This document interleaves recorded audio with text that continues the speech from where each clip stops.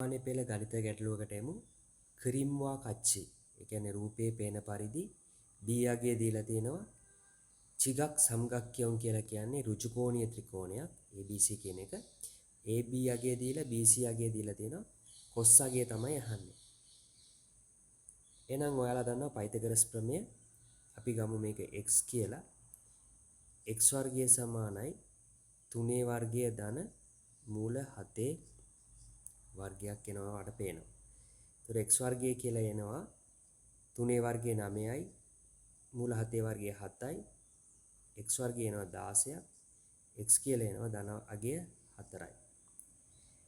එතකොට x මේ විදිහට 4යි කියලා අපි දාගමු. පාට මාරු කරගමු.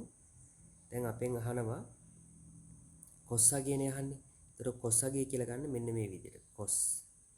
ඒතර cos අගය පේනවා ඔයාලට එනවා. මෙතන cos අගයේ පල්ලෙහා 3යි. කර්ණය අගයේ 4යි. එතකොට cos කියලා එන්නේ cos A කියලා එනවා. පිළිතුර විදිහට මෙන්න මේ පිළිතුර. හතරවෙනි පිළිතුර. දැන් sin අගය කියලා දෙන්න. sin හොයන්න. sin එන්නේ මේ විදිහට ලියා ගන්න sin s අකුර ඇඳ ගන්න. ඒතර ඔයාලට පේනවා sin A කවුද එන? sin A මූල 7ට 4යි. ඊළඟට බැලුවොත් අපි ටැන්ජන්ට් එකත් බලමු මේ ගමන්.